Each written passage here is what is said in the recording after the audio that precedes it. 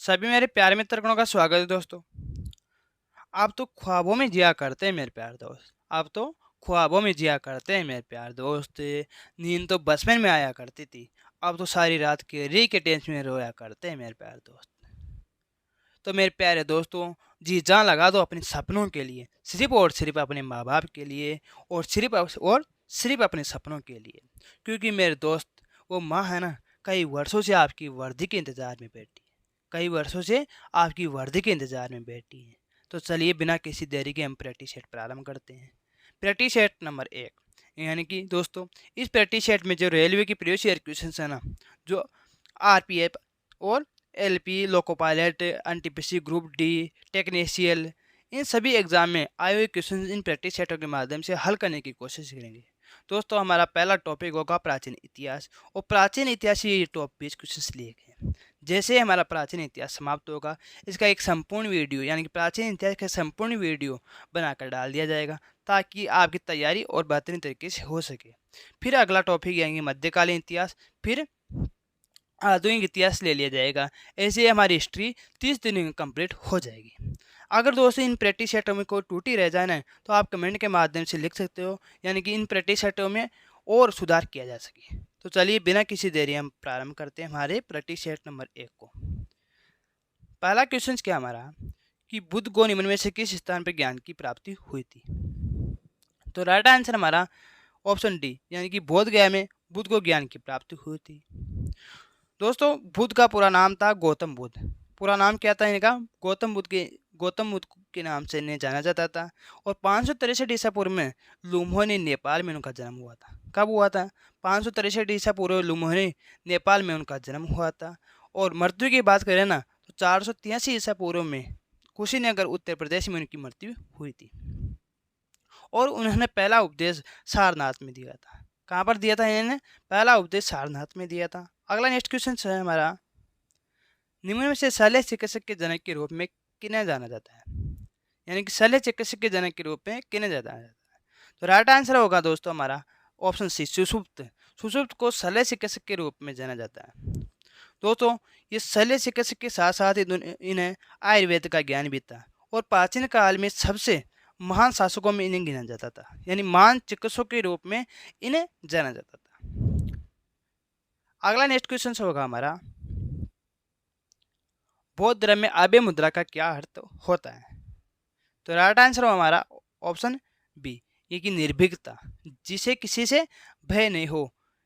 Right answer होगा हमारा option B, निर्भीकता। अगला नेक्स्ट क्वेश्चन है कि विनय और सूत पिटक इनमें से किसकी शिक्षाओं का संकलन है? तो राइट आंसर होगा हमारा गौतम बुद्ध, यानी कि विनय और सूत पिटक गौतम बुद्ध की शिक्षाओं का संकलन है। दोस्तों, गौतम बुद्ध है ना, इसके त्रिपिटक, यानी कि 3 पिटक हुआ करते थे, जिसमें शुद्ध पिटक, विनय पिटक और अधिगम पिटक इनका नाम था। त्रिपिटक का अर्थ होता है दोस्तों कि बौद्ध धर्म में पवित्र ग्रंथ होता है ना, उनसे त्रिपिटक कहा जाता है। बौद्ध धर्म में पवित्र ग्रंथ को त्रिपिटक कहा जाता है, जिसमें 3 पिटक थे। कौन कौन से? शुद्ध पिटक, विनय पिटक और अधिगम पिटक। ठीक है। अगला नेक्स्ट क्वेश्चन है हमारा, स्तूप क्यों बनाए जाते थे? तो स्तूप को क्यों बनाया जाता था दोस्तों? तो राइट आंसर होगा हमारा पवित्र स्मृति चिन्ह रखने के लिए इस स्तूप को बनाया जाता था। राइट आंसर क्या होगा हमारा? पवित्र स्मृति चिन्ह रखने के लिए। दोस्तों, इनका प्रचलन, यानी कि स्तूप कब आए और कहाँ इनका पता चला, यानी कि ऋग्वेद से इनका सर्वप्रथम उल्लेख ऋग्वेद से मिलता है हमें। और स्तूप विशेष रूप से बौद्ध काल में प्रसिद्ध हुए थे। कब हुए थे ये? बौद्ध काल में ये प्रसिद्ध हुए थे। और जब कोई व्यक्ति मर जाता था, तो उसकी समाधि के लिए, उनके अवशेषों के लिए ये स्तूप बनाए जाते थे। ठीक है। अगला नेक्स्ट क्वेश्चन है हमारा, बौद्ध प्रतीक धर्म चक्र किसे दर्शाता है? तो प्रथम उपदेश को दर्शाता है। राइट आंसर क्या होगा हमारा? प्रथम उपदेश। तो गौतम बुद्ध, दोस्तों, गौतम बुद्ध ने प्रथम उपदेश कहाँ पर दिया था? तो प्रथम उपदेश दिया था सारनाथ में। कहाँ पर दिया था? सारनाथ में। और अंतिम उपदेश दिया था कुशीनगर में। गौतम बुद्ध के जन्म की घटना की प्रतीक की बात करें ना, तो कमल और सांड उनके जन्म की घटना का प्रतीक है। और गौतम बुद्ध की मृत्यु का प्रतीक की बात करें तो स्तूप है ना, वो स्तूप गौतम बुद्ध की मृत्यु के प्रतीक है। यानी कि मृत्यु का प्रतीक क्या है? स्तूप और जन्म का प्रतीक क्या है? कमल और सांड। ठीक है। और पहला उपदेश कहाँ पर दिया था गौतम बुद्ध ने? पहला उपदेश सारनाथ में और अंतिम उपदेश कुशीनगर में दिया था। अगला नेक्स्ट क्वेश्चन हमारा, पद्म पाणि बोधिसत्व के चित्र कहाँ पाए गए? कहाँ पाए गए? तो राइट आंसर होगा हमारा ऑप्शन डी, अजंता की गुफाओं में पाए गए थे। कहाँ पर पाए गए थे? अजंता की गुफाओं में पाए गए थे। अजंता की गुफाओं में पाए गए थे दोस्तों। और ये अजंता की गुफाएं हैं ना दोस्तों, ये कहाँ पर है? औरंगाबाद महाराष्ट्र में स्थित है।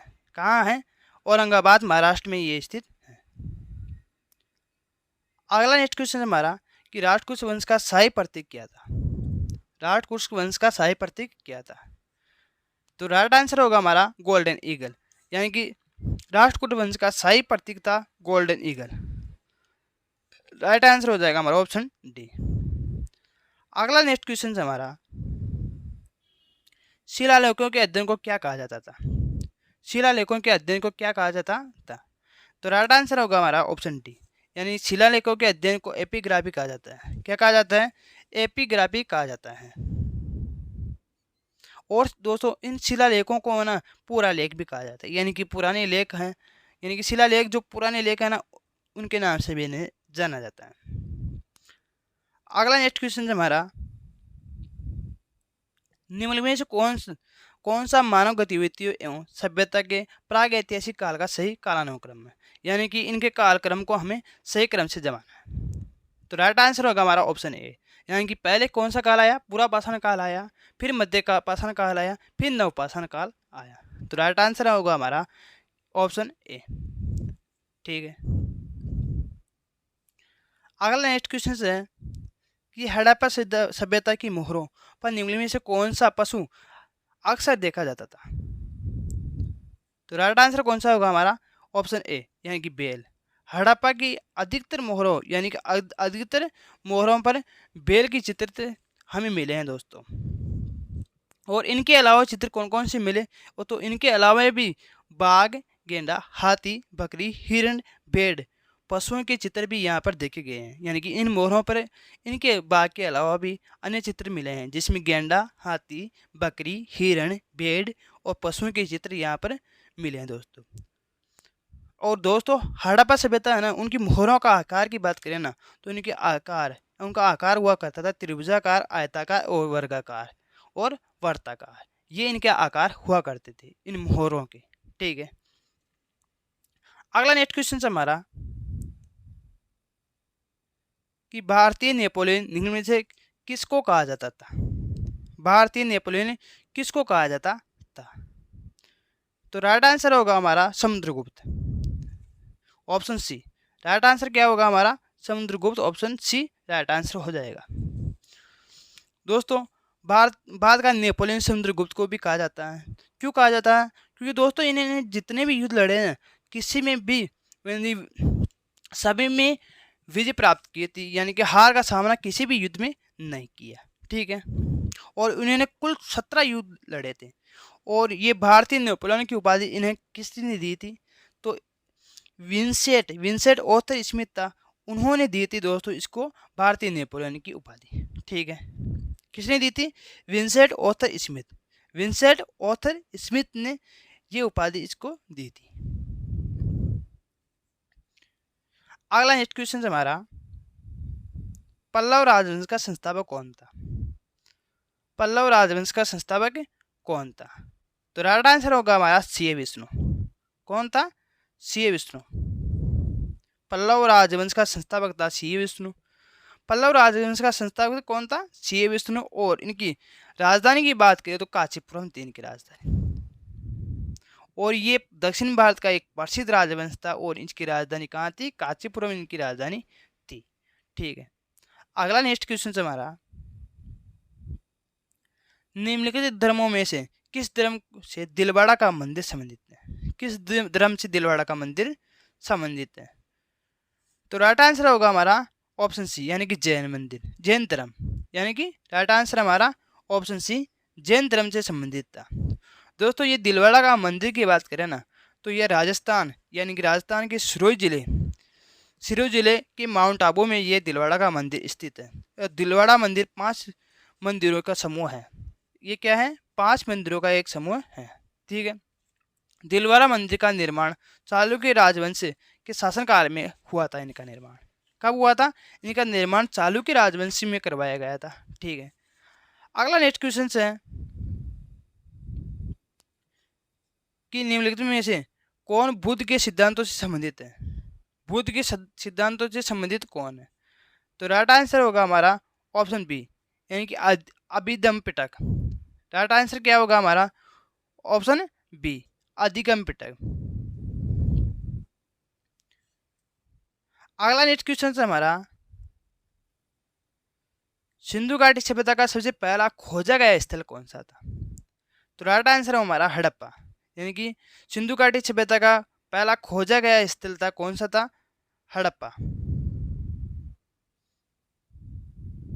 Right answer option D.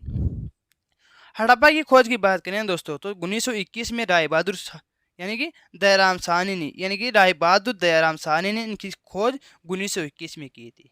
और दूसरा स्थल की बात करें तो मोहनजोदड़ो था, जिसकी खोज 1922 में राकल दास बनर्जी के द्वारा इनकी खोज की गई थी। मोहनजोदड़ो का शाब्दिक अर्थ क्या होता है दोस्तों? कि मृतकों का टीला। मृतकों का टीला। पहली खोज की बात करें तो हड़प्पा की खोज हुई कब हुई?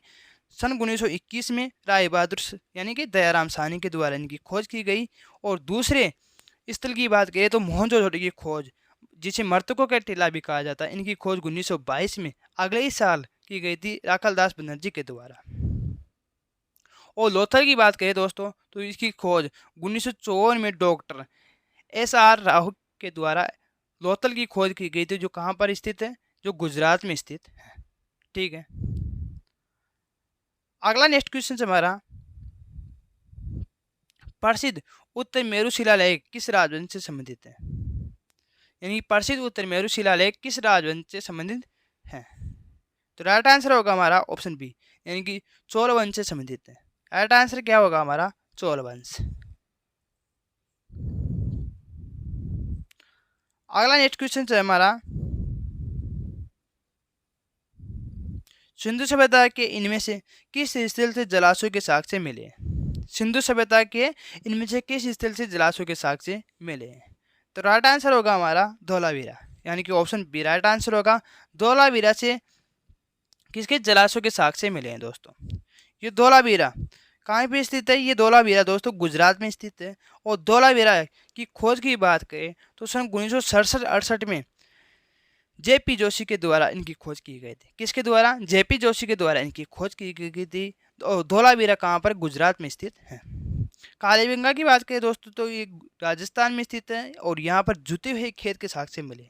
कालीबंगा में जुते हुए खेत के साक्ष्य मिले और ये कहाँ पर है? राजस्थान में है। कोटदीजी की बात करें तो ये इस स्थल में कांसे की चपेट यानी कि चपटे फलक वाली कुल्हाड़ी के साक्ष्य मिले थे। और ये पाकिस्तान देश के सिंध प्रांत में स्थित है। कहाँ पर स्थित है? ये सिंध प्रांत में स्थित है। ठीक है। लोथल की बात करें तो यहाँ तीन युगल समाधि के साक्ष्य मिले। कहाँ? यानी कि लोथल में, जो गुजरात में स्थित है ना दोस्तों, वहाँ पर 3 युगल समाधि के साक्ष्य मिले थे। ठीक है। अगला नेक्स्ट क्वेश्चन हमारा, मोहनजोदड़ो नाम का अर्थ किस भाषा में मुर्दों का टीला है? यानी कि मोहनजोदड़ो नाम का अर्थ किस भाषा में मुर्दों का टीला लिखा गया है? तो राइट आंसर होगा हमारा सिंधी भाषा में। राइट आंसर होगा हमारा सिंधी भाषा में इसे मोहनजोदड़ो को मृतकों का टीला भी कहा गया है। मोहनजोदड़ो दोस्तों इसकी खोज कब हुई थी? इसकी खोज सन 1922 में हुई थी। और किसके द्वारा की गई थी? राकल दास बनर्जी के द्वारा इसकी खोज की गई थी। ठीक है।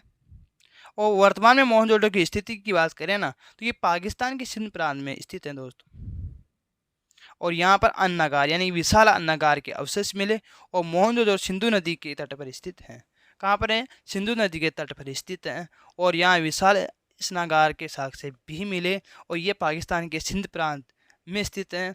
और इसकी खोज राकल दास बनर्जी के द्वारा सन 1922 में की गई थी। ठीक है। तो राइट आंसर हमारा क्या होगा? Sindhi. Right answer option D. ठीक है। अगला नेक्स्ट क्वेश्चन होगा दोस्तों, और ये हमारा अंतिम क्वेश्चन है। प्राचीन काल में अवध को किस नाम से जाना जाता था? तो प्राचीन काल में दोस्तों अवध को कौशल के नाम से जाना जाता था। दोस्तों 16 महाजनपद थे उस समय, यानी कि अभी वर्तमान में राज्य हुआ करते हैं ना, वैसे पहले 16 महाजनपद थे, यानी कि 16 महाजनपदों को बांटा गया था और उनमें से एक कौशल था जिसे वर्तमान में क्या कहा जाता, अवध। ठीक है, तो दोस्तों ये हमारा प्रैक्टिस सेट समाप्त हुआ। अगले प्रैक्टिस में इसी जोश और जुनून के साथ मिलेंगे दोस्तों। अगर कोई त्रुटि है तो कमेंट के माध्यम से आप लिख सकते हो। जय हिंद, जय भारत।